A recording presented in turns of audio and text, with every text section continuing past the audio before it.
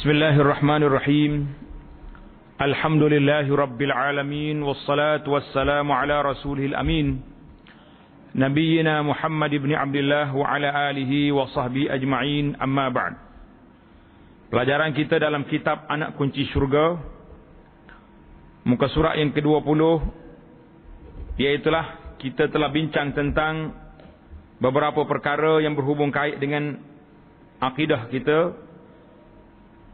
Sambungan pada kali ini dalam siri yang ke-13 ini, iaitulah tentang tanda-tanda kiamat. Dia panggil alamat kiamat. Kiamat ni tak tahu tarikh bila, tak tahu. Siapa dia tahu tarikh bila kiamat, orang tu hebat. Sebab apa hebat? Sebab Nabi pun Tuhan tak beritahu. Tiba-tiba orang ni lebih tahu.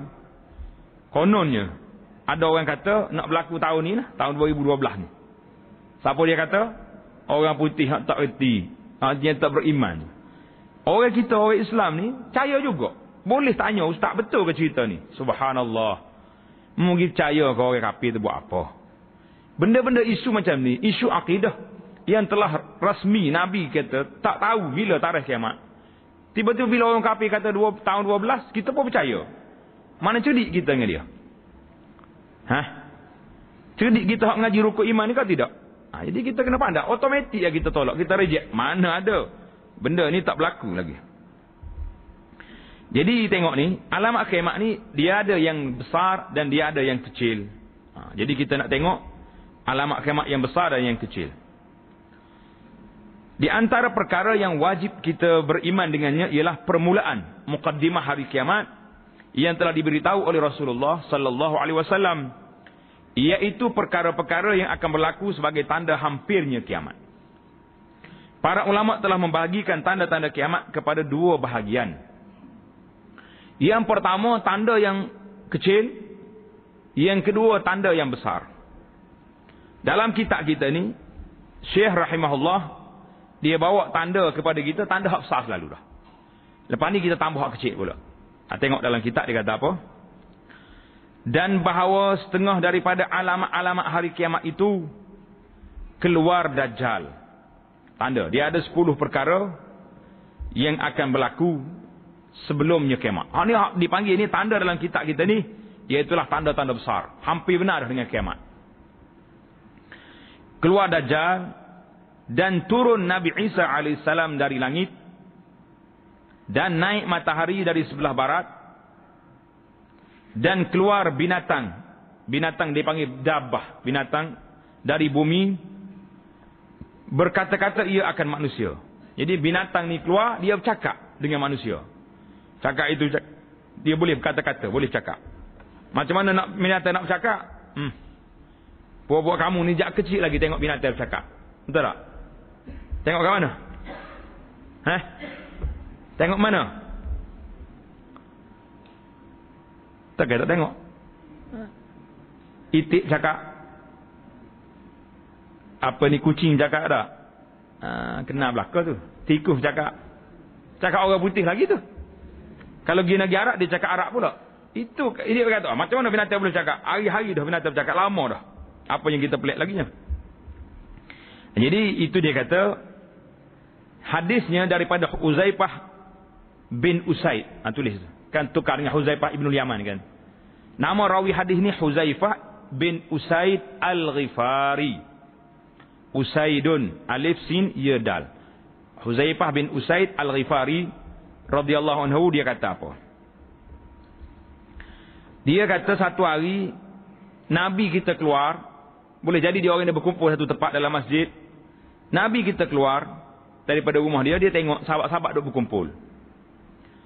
Faqala ma tazakarun, kamu sudah bincang tentang apa tu? Nabi tanya.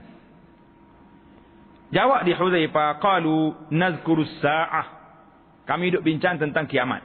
Duk bincang tentang apa? Tentang kiamat. Maka Nabi pun sallallahu alaihi wasallam bersabda, innaha lan taquma hatta tarawna qablaha 10 ayat. Nabi kata bahawa kiamat itu tidak akan berlaku sehingga kamu melihat 10 tanda. Tanda ni 10 perkara ni, apa benda yang berlaku. Kalau berlaku dah, mana nak kiamat dah kita tu. Yang pertama, fazakar ad-dukhan, Nabi sebut akan asap. Yang pertama asap, dia panggil dukhan. Tulis itu, dukhan maknanya asap. Satu. Dan dajjal.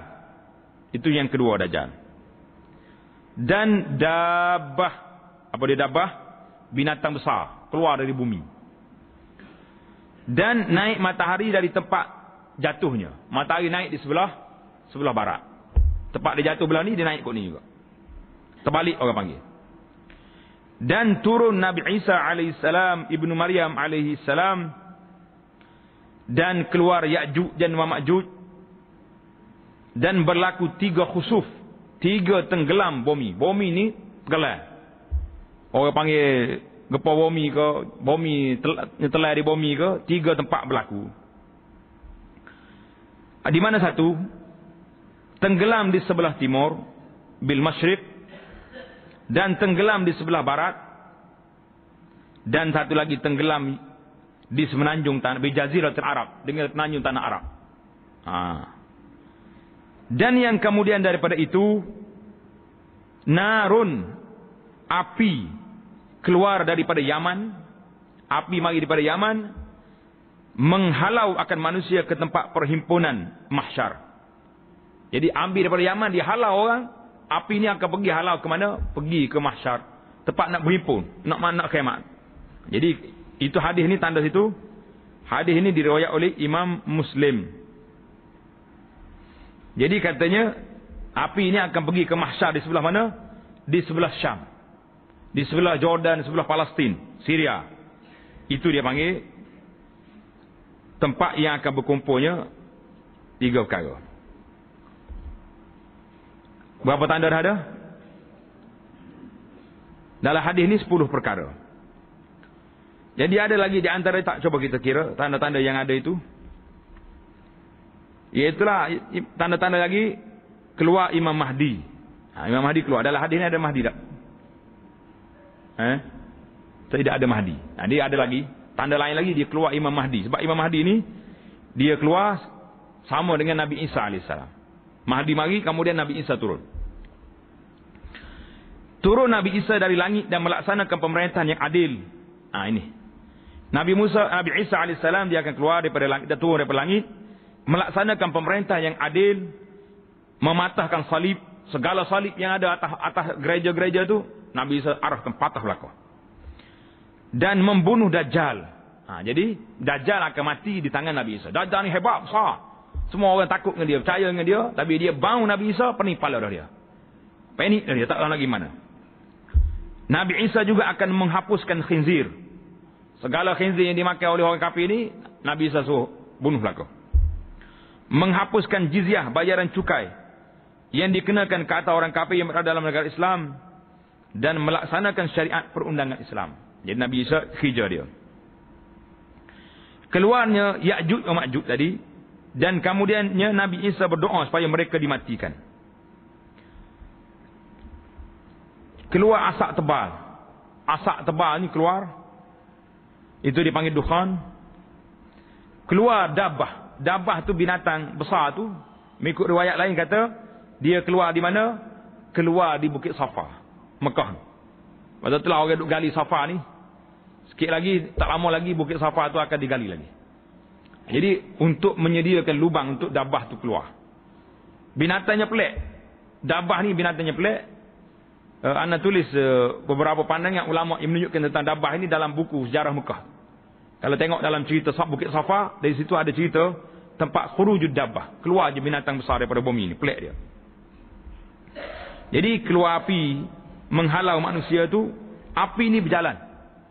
Dia ikut orang. Tu sampailah manusia ni dibawa ke Syam. Sampai di situ. Cerita Imam Mahdi tadi, dalam hadis Nabi sebut akan keluar di akhir zaman umatku ini Al-Mahdi, Imam Mahdi. Di waktu itu Allah Ta'ala akan menurunkan hujan. Waktu Imam Mahdi ini patut pemerintah yang adil, maka bumi akan mengeluarkan tanaman, harta menjadi banyak, binatang ternakan membiak, dimuliakan umat ini, dan beliau hidup selama 7 ataupun 8 tahun. Imam Mahdi keluar, dia akan memerintah selama 7 atau 8 tahun. Terdapat riwayat yang menyebut bahawa tanda-tanda ini, tanda-tanda 10 perkara dalam kitab tadi, akan terjadi mengikut turutan satu demi satu. Keluar hak ni, satu demi satu akan berlaku seperti permata yang dicucuk dengan tali. Apabila berlaku tanda yang pertama, akan diikuti yang kedua. Keluar dabah, mari hak ni pula. Dan seterusnya. Dan apabila semua terjadi, maka berlakulah kiamat dengan izin Allah. Itu dia panggil tanda kiamat yang besar. Kita nak tengok tak tanda kiamat yang kecil? Nak tengok? Sikit lah. Iaitulah tanda-tanda yang menunjukkan hampirnya kiamat. Tanda-tanda ini sangat banyak. Banyak sangat tanda-tanda kiamat kecil ni. Kebanyakannya telah berlaku, walaupun tidak semuanya. Banyak dah yang berlaku, tapi banyak lagi lah. Ada lagi yang tak berlaku. Di antara tanda yang besar sekali, tanda kecil ini yang besar, iaitulah kebangkitan Nabi Muhammad sallallahu alaihi wasallam. Kena tandalah dia kata tu. Nabi kita bangkit, Nabi kata ana was-sa'atu kahataini. Aku dengan kiamat dekat ni. Dua jari gini je. Mana sudah hampir. Itu yang pertama. Di antara tanda lagi, amanah telah disia-siakan. Allahu akbar. Amanah sia-sia. Betul tak? Orang bagi amanah, suruh jaga anak, anaknya biar main ikut saya. Duduk di mana-mana saja, tak suruh belajar agama, tak suruh solat, tak suruh itu, tak suruh tutup aurat. Ini amanah. Amanah ibu bapa tak jaga anak. Tok tua dia bagi anak perempuan pada suami, suami tak jaga isteri. Isteri dia bergerak sana sini, tak tutup aurat, pakai baju entah apa benda. Ini amanah tak jaga. Kerajaan dia beri amanah, tak jalan tugas. Yang dia tahunya pecah rasuah, ambil rasuah, pecah amanah. Ini tanda-tanda. Menghiasi masjid dan berbangga-bangga dengannya. Masjid sekarang ni comel tak comel? Comel, hias masjid. Macam-macam perhiasannya buat. Tapi kunci masjid. Orang nak masuk salat tak boleh. Sudah salat fardu kunci pintu. Pasal comel sangat masjid, tak buat apa. Perhiasan masjid. Hari ni orang bangga-bangga. Masjid buat dengan kayu lah, buat dengan batu lah, buat dengan besi lah, buat dengan plastik. Bangga masjid. Tapi kharad minal huda, masuk dalam masjid, nak ceramah tak boleh. Nak buat kuliah-kuliah, payah. Yang boleh buatnya, masjid besar-besar. Pasal nak tayang. Boleh tayang dalam khabar, dalam TV, bahawa kita buat projek banyak. Tanda kiamat berlaku ni. Pengembala kambing, orang-orang kampung mendirikan bangunan yang tinggi. Allahu Akbar. Hari ni masuklah kampung mana pun, bangunan-bangunan besar belakang, banglo-banglo belakang. Hebat. Dulu masuk dalam kampung payah jumpa. Sekarang ni kereta besar-besar, bangunan tinggi-tinggi. Kalau di Mekah tu, itu bangunan yang paling tinggi dari dunia tu. Jam besar tu. Itu tanda kiamat. Peperangan dengan Yahudi dan orang Islam, akhirnya orang Islam akan membunuh mereka. Tak lama lagi di Palestin, insya-Allah, sahabat-sahabat kita, pejuang-pejuang Islam mujahidin Palestin akan bunuh habis Yahudi. Yahudi balik ke Palestin hari ini untuk berkumpul, biar mudah nak sembelih. Tu ya. Oi, mana boleh? Sekarang ni dia kuat. Betul sekarang ni kuat. Tapi bila berlaku tanda-tanda kiamat ini, pada waktu itu orang Yahudi akan disembelih oleh orang Islam, sekor-sekor. Seorang-seorang disembelih. Sehingga Yahudi ini bersembunyi di balik pokok. Pokok bercakap, ya Muslim, hadza Yahudiyun khalfi, fata'ala faqtul. Orang Muslim, mari bunuh. Yahudi duduk nusuk laki aku, dia sembunyi ni. Kita pergi tengok, dia ni perang. Habis cerita. Nabi kata, illa syajaratal gharqad, kecuali satu jenis pokok namanya pokok gharqad. Pokok gharqad ni pokok tali baruk Yahudi. Ni bahaya tali baruk ni. Pokok pun ada tali baruk juga. Ada tak ada? Ada. Pokok ni panggil tali baruk Yahudi ni. Tak ada tali baruk. Bila dia sembunyi belakang pokok gharqad senyap, tak bagi tahu. Pokok lain semua cakap, Muslim, mari bunuh Yahudi. Pokok gharqad senyap, sembunyi. Jadi pasal itulah Yahudi sekarang ni, dia suka tanam pokok gharqad ni. Sebab dia nak buat tempat dia berlindung nanti. Dia tahu pun. Masa menjadi singkat, masa jadi pendek. Betul tak? Pendek hari ni. Satu hari, tak tahu nak buat apa. Kalau tanya orang tua, orang muda, berapa muka surat baca Quran hari ni? Tak. Sebab sibuk, tak sempat. Masa pendek. Kalau kita kira masa, daripada Tuhan jadi dulu sampai hari ni, 24 jam juga, satu hari satu malam. Tapi pasal apa dulu orang boleh buat ibadat banyak, sekarang ni tak boleh. Masa dah jadi pendek pada kira-kira. Ada juga setengah ulama tafsir masa menjadi singkat ini dengan cara cepat berjalan. Dulu kalau kita nak pergi ke Mekah, daripada naik Port Kelang ke Penang ke, 2 minggu atas apa ni? Kapal. Gedung-gedung tengah laut. Hari ni, orang pergi balik hari. 8 jam pergi, 8 jam balik. Boleh pergi balik hari. Betul tak? Nak pergi Kuala Kota Baru daripada sini, berapa hari jalan kaki? Jalan kaki berapa hari dulu? Kota Baru. Lalu ni kita boleh pergi 9 kali sehari. 10 kali pun boleh. Sejak pergi, sejak balik. 24 jam, 12 kali sehari boleh pergi. Masa jadi cepat. Jadi dua tafsiran cepat masa. Sama ada dia masa cepat dengan makna masa tu berjalan cepat, ataupun kita bergerak cepat, ataupun dengan makna hilang berkat masa. Tak boleh nak kerja apa? Nak nulis sikit? Maghrib dah. Nak baca sikit? Ya Allah, tengah malam dah. Tak sempat. Kalau nak baca Quran ke nak hafal, jadi payah. Itu dia panggil masa jadi cepat. Manusia kurang melakukan amal kebajikan. Masya Allah, tabarakallah. Nak kiamat benar dah ni. Betul tak? Banyak timbulnya fitnah. Fitnah hari ni banyak sekali. Fitnah sama-sama orang politik dengan cara dia. Orang-orang agama, ustaz-ustaz, tutup lebah, fitnah dengan cara dia. Ahli perniagaan cara dia. Jadi orang kapur cara kapur. Tak ada lah fitnah sama fitnah. Banyak berlaku pembunuhan. Berleluasanya penzinaan. Allahu Akbar. Zina hari ni boleh katakan teruk sangat. Dan kefasikan kejahatan banyak berlaku. Itu di antara tanda-tanda kiamat yang disebut dalam hadis Nabi SAW. Dalam kitab kita ni ringkas ya. Kalau nak dengar cerita hari kiamat, insya-Allah dalam ceramah lain kita akan baca satu kitab namanya Asyratus Sa'ah. Kitab tanda-tanda kiamat yang ditulis oleh banyak ramai ulama tulis tentang cerita ni. Baiklah. Jadi kita tahulah binatang keluar, api keluar, dukhan keluar, semua ada ni. Tamatlah kita tentang hari kiamat. Kita berpindah pula kepada bahawa Allah Subhanahu wa taala menghidupkan akan sekalian orang yang mati. Bila? Pada hari kiamat. Dan membalas ia akan segala amal hambanya. Allahu Akbar. Tuhan nak hidup orang mati, dia akan balas balik segala amalan kita. Mana dalilnya Tuhan nak hidup balik?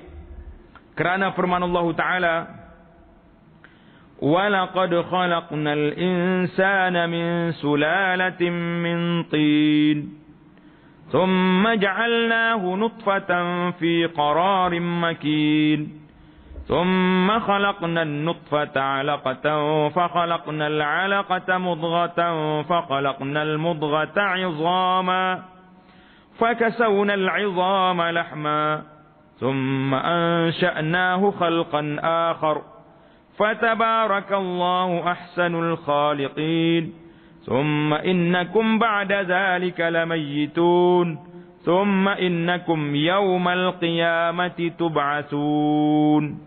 Tanda. Ayat ini daripada surah Al-Mu'minun, daripada ayat 12 sampai ayat 16. Tuhan kata, aku jadikan manusia daripada tanah, daripada air mani, daripada nutfah, daripada segumpal darah, daripada seketul daging, jadi tulang. Kemudian summa innakum ba'da zalika lamayitun. Lepas pada itu mati. Summa innakum, lepas pada kamu mati, yaumal qiyamati tub'asun. Kemudian daripada itu kamu pada hari kiamat dibangkitkan. Ini tanda dalil Allah Taala bangkit balik hamba dia pada hari kiamat. Dan firman Allah Taala lagi, yauma tashhadu alaihim alsinatuhum wa aydihim wa arjuluhum bima kanu ya'malun. Pada hari kiamat nanti semua alsun, lidah cakap, tangan bercakap, kaki bercakap, cerita semua menjadi saksi apa yang dia buat atas dunia. Tangan kata aku curi, kaki kata aku berjalan pak maksiat. Jadi semua bercakap. Yauma idzin yuwaffihimullahu dinahumul haqq wa ya'lamuna anna Allaha huwal haqqul mubin. Artinya pada hari kiamat itu menyempurnakan akan mereka itu oleh Allah Taala akan segala balasan mereka yang sebenar, yang patut, yang sepadan dengan amal mereka itu. Innallaha huwal haqqul mubin. Tuhan ini sangat benar. Tanda ayat ini daripada surah An-Nur Surah An-Nur ayat 25. Jadi habislah. Manusia dibangkit pada hari kiamat. Kita percaya belaka dah. Kalau tak percaya lagi, kena mengucap semula lah kita kan. Ini kita percaya dah. Kita pun tak nak hurai panjang dalam kitab ni, sebab kitab kita ni kita nak masuk kepada bab fiqh nanti insya-Allah. Yang seterusnya, tanda pula, bab lain pula, dan bahawa manusia, sekalian manusia akan dilentangkan, maknanya akan dibentangkan, akan berada berdiri di hadapan Allah pada hari kiamat. Dilentangkan mana akan berdiri, duduk di hadapan Allah pada hari kiamat. Artinya diperlakukan mereka itu bercegak di sini di hadapan Allah supaya Allah Taala menghukum di antara mereka. Manusia ni bila bangkit daripada kubur, dia akan duduk di satu mahsyar, kemudian duduk di perhimpunan tu dipanggil qantarah, dan banyak lagi cerita-cerita yang kita akan sebut. Mana firman Allah Taala, wa'uridu ala rabbika saffa laqad ji'tumuna kama khalaqnakum awwala marrah bal za'amtum an lan naj'ala lakum maw'ida. Tulis itu surah Al-Kahfi ayat 48. Artinya, dan dibentangkan manusia akan mereka itu di hadapan Tuhan pada ketika itu mereka saffan, berbaris-baris. Manusia ini berduyun-duyun berdiri berbaris di hadapan Allah, berbaris-baris. Ala rabbika saffa laqad ji'tumuna kama khalaqnakum awwala marrah. Kamu datang kepada kami, Tuhan kata, sebagaimana kamu dijadikan yang pertama tadi. Tengok dalam hadis tentang tadi dihimpun ke mahsyar tadi, itu sebelum berlakunya kiamat. Selepas berlaku kiamat, manusia dibangkit, dihimpunkan. Tapi kama khalaqnakum awwala maratin, sebagaimana kamu keluar kali yang pertama, dia kata di sini yuhsyarun nas hufatan uratan ghurlan. Perhimpunan yang kedua ini dalam keadaan tidak berpakaian, bertelanjang semua, tidak berkasut dan tidak bersunat. Ni. Dia panggil ini perbezaan. Perbezaan kali yang kedua ni hufatan uratan musyatan. Jadi berjalan kaki, tak ada. Hak yang pertama tadi tak lagi. Hak tu pergi ke Syam, hak ni di mahsyar. Jadi kamu datang dalam keadaan itu. Allahu akbar. Artinya, dan dilentang mereka itu mereka akan Tuhan pada ketika berbaris-baris, tiada seperti melentang tentera atas raja supaya mengenal ia akan mereka itu. Jadi kita duk tengok siapakah orang yang dapat pertolongan Allah Taala, yang dihisap di peringkat awalnya siapa. Dan bahawa Allah Taala, tengok ni.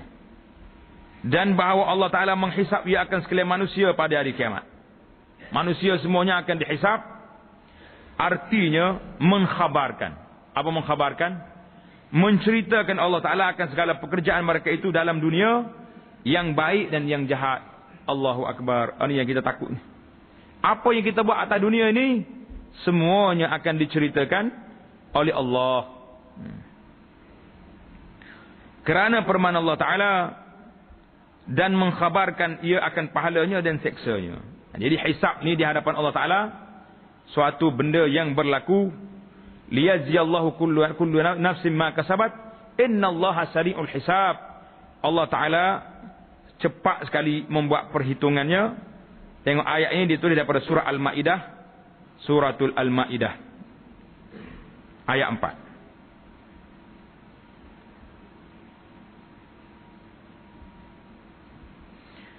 Dan ada lagi surah lain yang lebih hampir kepada cerita ni, iaitu surah Ibrahim ayat 51. Mana-mana ayat pun dia boleh ambil lah. Innallaha sari'ul hisab.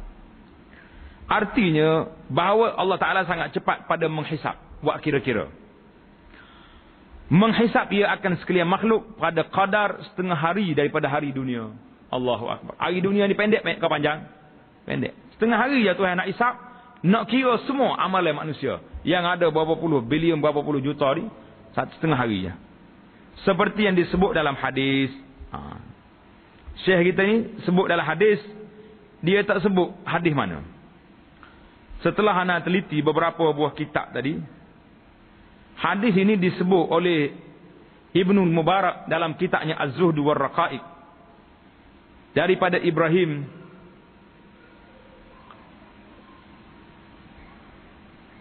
dan juga dalam kitab-kitab kitab tafsir menyebut daripada Ibrahim An-Nakhai. Ibrahim An-Nakhai kata apa? Allah SWT selesai daripada melakukan hisab pada hari kiamat nisfun nahar, setengah hari saja. Maka orang ahli syurga pergi duduk dalam syurga, wa ahli neraka pergi ke neraka, wal iyaz billah. Demikianlah sebut dalam Quran, ashabul jannati yawma idzin khairum mustaqarran wa ahsanu maqila.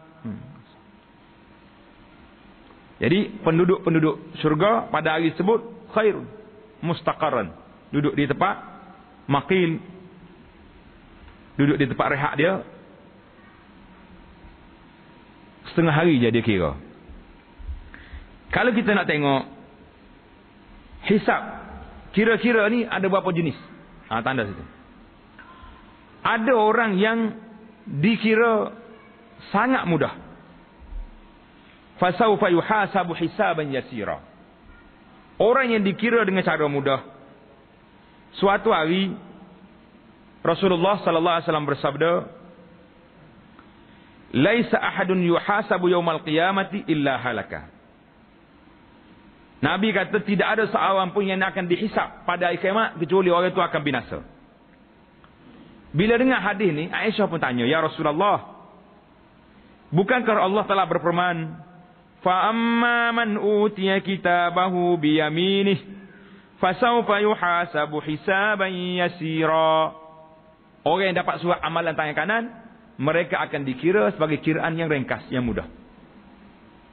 Nabi kata apa? Sedap juga ni. Aisyah kata, lagu mana dalam Quran Tuhan kata orang yang dapat surat tangan kanan hisab mudah. Nabi kata siapa yang dihisab uzib halaka binasa. Nak campur mana dengan ayat ni? Maka kata Nabi sallallahu alaihi wasallam, innama zalikal ardu. Hisab di sini bagi orang beriman ardun, lalu je. Bukan kata kira cek satu-satu. Walaysa ahadun yunaqashul hisab yaumal qiyamati illa uzib. Tidak ada seorang pun yang ditanya hisab kecuali diazab. Jadi para ulama cerita azab di sini, bila kena tanya tu azab dah. Tak usah kata apa kita ni, lalu tempat checkpoint polis. Kita ada lesen. Tapi bila polis tahan, rasa kedebak tak? Gelisah tak? Rasa tak tenang dah. Sebab nak kena tanya. Sedangkan ada lesen. Jadi ini pun kata di Nabi ardun, panggil je, bukannya nak tu. Tapi kalau dicek satu-satu kena. Jadi al-ardu dipanggil ni. Allah al-ardu ni satu pemeriksaan yang dibuat. Bila orang ni mari tu saya tanya, "Hey, ni surat amalanmu. Betul ke tidak? Mu buat benda ni?" "Betul." "Mu buat benda ni?" "Betul." "Mu buat benda ni?" "Betul." Jadi hamba ni rasa cemas. Dia tidak ada harapan lagi dia boleh lepas daripada azab Allah. Tiba-tiba Tuhan kata, "Gilah aku maaf kamu." Allahu Akbar. Jadi panjanglah hadis ni. Jadi dia kata, "Tu'radu amal min ali hatta ya'rifa minnatallah." Sehingga hamba ni tahu nikmat Allah Taala beri kepada dia atas dunia dulu, Tuhan sembunyi daripada orang. Orang lain tak tahu kita buat tak baik. Kita buat sore-sore dalam rumah kita di tempat orang tak kenal, orang tak tahu. Tapi Tuhan kata ni laporan. Pada waktu itu Tuhan maaf daripada dia, maka dia panggil orang yang kena lagu ni, selesailah dia. Itu dia panggil orang yang kena hisab, hisaban yasira. Orang boleh surat tangan kanan, lalu je. Yang kedua hisaban asiran. Hisab dengan cara yang teruk. Tuhan cek satu-satu. Ini kita bimbang sekali. Di mana dia tanya semua. Hak kecil tanya, besar tanya, apa yang tanya-tanya. Dalam hadis surah Yasin yang kita duk baca tu, al-yawma nakhtimu ala afwahihim wa tukallimuna aydihim wa tashhadu arjuluhum bima kanu yaksibun. Pada hari itu Tuhan cak mulut, tak boleh cakap. Tangan bercakap, kaki bercakap. Ini jadi saksi hak ni, ni berat. Hak ni kena cek teruk. Yang ketiga, ada beberapa golongan manusia ini Tak kena cek langsung. Dia panggil golongan yang 70,000. Dia masuk syurga tanpa hisap, tanpa azab. Tak ada hisap. Pakai lalu terus. Jadi ada 3 golongan lah. Golongan yang VIP betul, tanpa hisap. 70,000 tu. Nabi kata, hamba umat aku ni masuk syurga tanpa hisap, tanpa azab. Nabi tunjuk sifat-sifat dia, apa dia? Nabi kata, alladzina la yarqun wa la yastarqun. Orang yang tak berjampi dan tak minta dijampi. Satu. Kita ni jampi semacam dah. Orang yang wala yatatayyarun. Orang yang tak main tengok tenung nasib tak ada. Tengok tangan, tengok burung tak ada. Wa ala rabbihim yatawakkalun. Mereka ni orang yang kuat bertawakal. Orang ni masuk syurga tanpa hisab. Rombongan yang kedua, hisaban yasiran. Rombongan yang ketiga, wal'iyazubillah, hisaban asiran. Hisab yang cukup payah. Dan yang pertama sekali, tanda itu, yang pertama sekali akan dikira dalam amalan manusia, salah. Siapa dia selamat, salat dia baik, alhamdulillah, dia akan selesai. Siapa dia salat tak betul, tak salat, orang ni yang paling berat sekali. Kira-kira yang pertama dalam bab jenayah, bab darah. Orang bunuh orang, hal ni dulu kena. Dan banyak lagi, panjanglah cerita bab hisab ni. Kita tengok dalam bab dia nantilah insya-Allah. Kita berpindah pula kepada surah amalan. Dan bahawa sekalian manusia itu membaca mereka itu akan surah amal mereka pada hari kiamat. Allahu Akbar. Kerana firman Allah Ta'ala, فَأَمَّا مَنْ أُوتِيَ كِتَابَهُ بِيَمِينِهِ فَيَقُولُ هَاؤُمُ اقْرَءُوا كِتَابِيَهْ. Surah Al-Haqqah. Al-Haqqah ayat 19. Artinya maka adapun mereka yang diberikan akan dia akan suratan amalnya sebelah kanan. Orang yang boleh terima surah amalnya sebelah kanan. Ya Allah, Allahumma ja'alna minha, jadikan kami ini daripada orang yang menerima surah amalan sebelah kanan. Apa jadi? Maka berkata ia kepada kawan-kawannya dengan sukacita bergembira dia, ambil oleh kamu. Ambil surat aku ni. Baca oleh kamu akan suratan amalan aku ini. Allahu Akbar. Gembiranya orang dapat surat tangan kanan. Ya Allah, jadikanlah kami semua ni orang yang menerima surat amalan kami dengan tangan kanan. Ya Rabbal Alamin. Dan bahawasanya Allah Ta'ala memberi pahala akan orang yang berbuat baik dengan semata-mata limpah kurnianya, dan menyaksa ia akan mereka yang mengerjakan kufur dan maksiat dengan semata-mata keadilannya. Kita tak dikata Tuhan zalim. Tak, Tuhan tak zalim. Yang zalim ni siapa dia? Manusia. Kenapa tak nak buat benda baik? Manusia yang zalim, bukan Tuhan yang zalim. Firman Allah Ta'ala, Man ja'a bil hasanati falahu 'ashru amsalha wa man ja'a bis sayyi'ati fala yujza illa mislaha wa hum la yuzlamun. Surah Al-An'am ayat 160. Surah Al-An'am ayat 160. Artinya siapa mendatangkan ia, siapa melakukan dengan satu kebajikan, maka baginya 10 gandaan. Kita buat satu kebajikan, Tuhan ganda 10.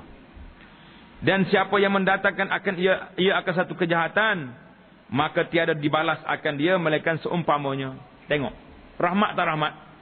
Allah Ta'ala ni maha kaya, rahmat dia kesian kepada hamba dia. Buat satu kebajikan dapat 10 pahala. Buat satu kejahatan, 1 dia tulis. Tak berganda. Dan barang siapa mendatangkan, melakukan ia akan satu kejahatan, maka tiada ditulis dibalas akan dia melainkan seumpamanya, dan mereka itu tidak dizalimi. Allah Ta'ala tak zalim hamba-hamba dia. Ini dalam tentang orang yang terima amalan. Tanda satu lagi tambah tepi itu ayat surah Isra ayat 14. Surah Al-Isra ayat 14. Firman Allah Ta'ala, wa kulla insanin alzamnahu ta'irahu fi 'unuqihi wa nukhriju lahu yawmal qiyamati kitaban yalqahu manshura. Iqra' kitabak kafa bi nafsika al-yawma 'alayka hasiba.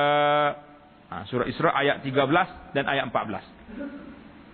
Wa kullu insani, semua manusia kami akan letak di tengkuknya Tak di tekuk dia. Sebagaimana digantung kalung di tengkuk. Apa dia? Surat amalannya tergantung tekuk dia. Yaumal qiyamati kitaban yalqahu mansyura. Kitab. Segala catatan amalan dia. Iqra' kitabak. Tuhan kata baca itu kitabmu. Tengok tulisan amalanmu. Kafa binafsikal yawma alaika hasiba. Cukuplah, memadailah kamu sendiri yang menjadi saksi ke atas apa yang kamu lakukan. Berat tak berat kita? Berat. Kita berpindah pula kepada tajuk yang lain, iaitulah tajuk as-sirat al-mustaqim. As-sirat, tulis as-sirat. Sirat mana titian as-sirat ni. Kita ni banyak awal ni bincang tentang hari kiamat. Dan bahawa Allah Ta'ala menjadikan ia akan jambatan di atas api neraka Jahannam. Tuhan tak tu'radu as-sirat ala matni Jahannam. Tak atas belakang tu. Jadi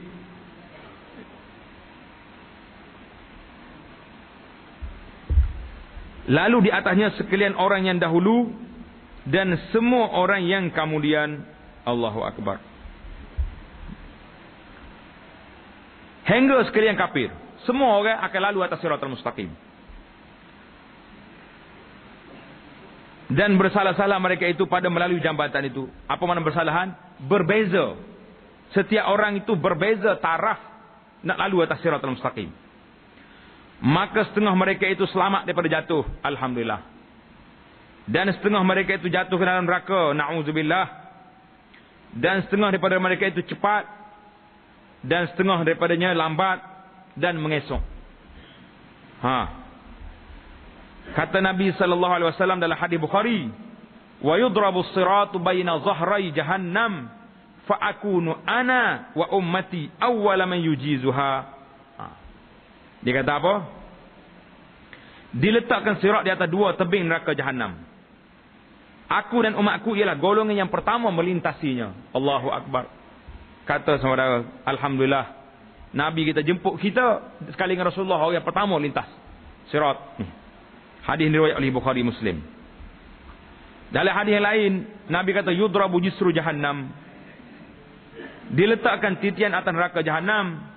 Aku adalah orang yang pertama yang melintasinya. Doa para Rasul pada hari itu, Allahumma sallim, Allahumma sallim, sallim. Ya Allah selamatkan kami, selamatkan kami. Jadi semua Rasul sudah doa sallim, sallim. Kata di Abu Sa'id Al-Khudri, balagani annal jisra adaqqu minas sya'rati wa ahaddu minas sayfi. Abu Sa'id kata apa? Telah sampai kepadaku bahawa titian sirat itu lebih halus daripada rambut dan lebih tajam daripada pedang. Ini panggil siratal mustaqim. Sirat atas neraka Jahannam. Hadis ini diriwayat oleh Imam Muslim. Jadi masalah hari ini ada juga pandangan setengah orang kata sirat ni tak ada. Lah, ada. Diletak atas neraka Jahannam itu akan berlaku. Dalam hadis lain lagi dengar tentang sirat ni apa jadi. Dihantar amanah dan rahim. Ni. Dua benda ni akan diletak di tepi sirat. Amanah dengan rahim. Silaturrahim. Kedua-duanya berdiri di tepi titian sirat kiri dan kanan. Orang yang pertama melalui sirat seperti kilat menyambar. Lap. Kemudian seperti angin. Kemudian seperti burung yang terbang. Kemudian seperti orang yang berjalan dengan cepat. Setiap orang akan melaluinya mengikut amalannya. Sedangkan pada waktu itu Nabi kamu SAW berdiri di atas titian dan berdoa, Ya Allah, selamatkan, selamatkan. Apabila lemah amalan seseorang hamba itu sehingga tidak mampu untuk berjalan, mereka akan merangkak atas sirat. Di kedua-dua tepi titian digantung pengait dan pencakuk. Ada cakuk ni. Yang telah diarahkan agar menarik sesiapa yang dikehendakinya. Ada orang yang luka terkena pencakuk tetapi terselamat. Alhamdulillah. Kena cakuk kerau, luka habis tubuh. Tapi sempat lagi dia pergi, selamat. Allah. Dan ada orang yang terkena pencakuk tetapi terselamat dari terjatuh ke dalamnya. Dan ada pula orang yang dikait dan dicakuk serta dihumban terus ke dalam neraka. Na'udzubillah. Jadi masing-masing lah. Ada orang yang kena cakuk, jatuh neraka. Ada orang yang kena cakuk, dia sempat bergantung, luka habis tubuh dia, dapat lagi dia pergi ke seberang neraka Jahannam. Hadis ni riwayat Imam Muslim. Panjanglah cerita dia. Jadi setiap orang ini akan melalui sirat. Mana dalilnya? Dalilnya firman Allah Taala, wa in minkum illa wariduha kana ala rabbika hatman maqdiya thumma nunajji allazina ittaqaw wa nadharu adh-dhalimina fiha jithiya. Dan tiada daripada kamu, tidak ada seorang daripada manusia ini, melainkan dia akan mendatangi atas sirat. Kita akan lalu ke sirat. Hatman maqdiya. Benda ni tak ada. Orang mesti lalu. Cuma lalu tu ambil nama. Macam kilap menyambar pergi sana. Kemudian summa nunajjil ladzina taqaw. Kami akan selamatkan orang yang bertakwa. Wa nazaruz zalimina fiha jithiya. Orang-orang yang zalim, yang kafir, yang ini terhumban ke dalam neraka. Tanda di situ surah Maryam ayat 71 dan 72. Berkata ulama tafsir kata apa? Dikendaki dengan lalu di atas jambatan as-sirat itu, dan bahawa segala amal manusia ditimbang dengan neraca. Nah, jadi maksudnya wariduha itu manusia akan lalu ke atas sirat. Ini tajuk yang lain pula ni.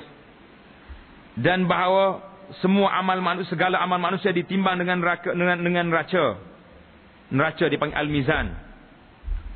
Dan kata setengah ulama yang ditimbang itu suratan amal kebajikan dan surah amal kebajikan. Ada katanya surah ya. Bukan tuai dia naik, surah amalan dia je naik. Kerana firman Allah Taala, wal waznu yawma idzinil haqq. Faman saqulat mawazinuhu faulaika humul muflihun. Wa man khaffat mawazinuhu faulaika alladzina khasiru anfusahum bima kanu biayatina yazlimun. Suratul A'raf ayat 8 dan ayat 9. Artinya, dan bermula menimbang pada hari kiamat itu sebenar. Timbangan pada hari kiamat benar. Artinya sangat adil pada penimbangan itu. Faman saqulat mawazinu, siapa dia berat amalan dia, timbangan dia, itulah orang yang mendapat kemenangan. Siapa dia ringan amalan kebajikannya, maka itulah orang yang rugi. Tajuk yang seterusnya, dan bahawa Allah Ta'ala telah menjadikan ia akan syurga, iaitulah negeri yang kekal bagi sekalian orang yang beriman, dan telah menjadikan ia akan api neraka. Allahu Akbar, nas'alullah salamah. Dan iaitu negeri yang kekal bagi orang kafir. Mana firman Allah Ta'ala, uiddat lil muttaqin. Firman Allah Ta'ala tentang syurga, Tuhan kata, wasari'u ila maghfiratin min rabbikum wa jannatin 'arduha as-samawati wal ardu uiddat lil muttaqin. Surah Ali Imran ayat 133. Syurga itu bersegeralah kamu mencari keampunan Tuhan kamu, dan syurga yang luahnya luah langit dengan bumi, uiddat lil muttaqin, yang telah disediakan syurga itu bagi orang yang bertakwa, yang takut akan Allah. Akan Allah Ta'ala tutup kurungan tamat ayat, huraian dia, takwa itu makna apa? Dengan mengerjakan yang disuruh dan menjauhkan yang dilarang. Dan kerana firman Allah Ta'ala lagi, tetapi nak wattaqun nar allati uiddat lil kafirin. Allahu Akbar. Artinya, takut oleh kamu akan api neraka yang telah disediakan api neraka itu bagi sekalian orang yang kafir. Surah Ali Imran ayat 131.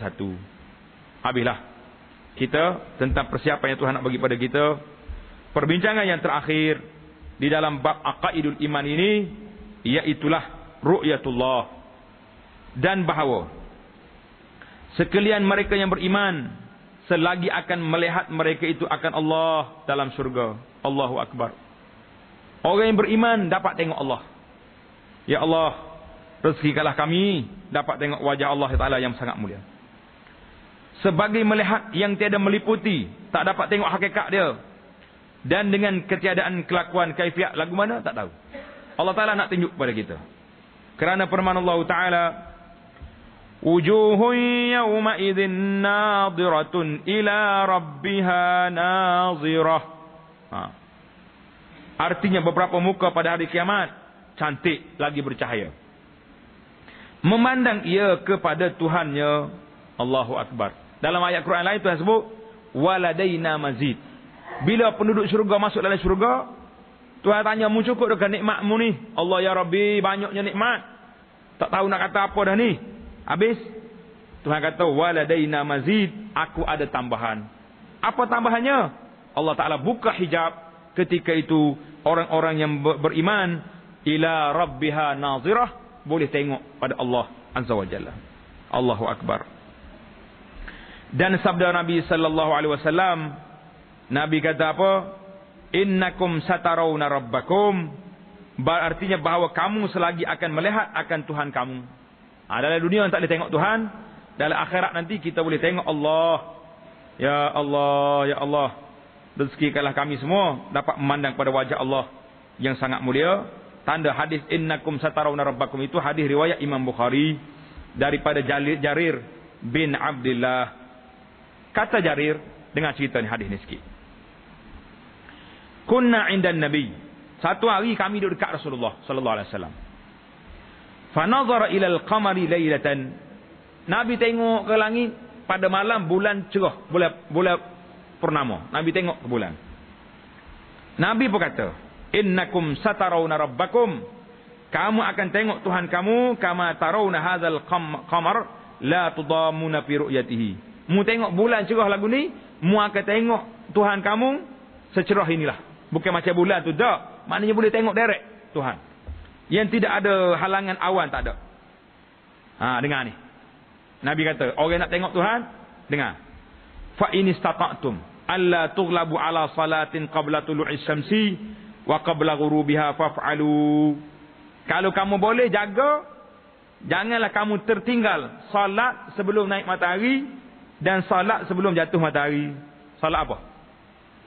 Salat subuh dengan salat asar. Pasal apa Nabi sebut dua ni? Sebab dua ni banyak orang meninggal ni. Betul tak? Subuh tidur, asar jam jalan raya tak sampai balik rumah. Dua ni tak sembahyang. Nabi kata jaga dua orang ni. Kamu Nabi kita baca wasabbih bihamdi rabbika qabla tulu'is syamsi wa qabla al-ghurub. Jadi Nabi kata orang nak tengok Allah ni kena jaga salat dia betul-betul. Terutama sekali salat asar dengan salat subuh. Allahu Akbar. Allahu Akbar. Nabi kita beri jaminan kepada kita. Ayat Quran juga telah jelaskan kepada kita bahawa kita akan dapat memandang wajah Allah Azza wa Jalla pada hari kiamat. Kita berdoalah banyak-banyak siang dan malam, pagi dan petang. Ya Allah, jadikan kami ini daripada penduduk ahli syurga, orang-orang yang dijauhkan daripada neraka, dan rezekikanlah kami ya Allah dapat memandang pada wajah Engkau yang mulia ya Rabbal Alamin. Maka dengan ini tamatlah siri perbincangan kita dalam kitab Aqaidul Iman. InsyaAllah dalam siri yang akan datang kita akan mula masuk kepada hukum-hukum yang bersangkut paut dengan sembahyang. Dia habislah akidah, kita masuk bab taharah pula insya-Allah. Subhanakallahumma bihamdika asyhadu an la ilaha illa anta astaghfiruka wa atubu ilaik. Subhanakallahumma bihamdika asyhadu an la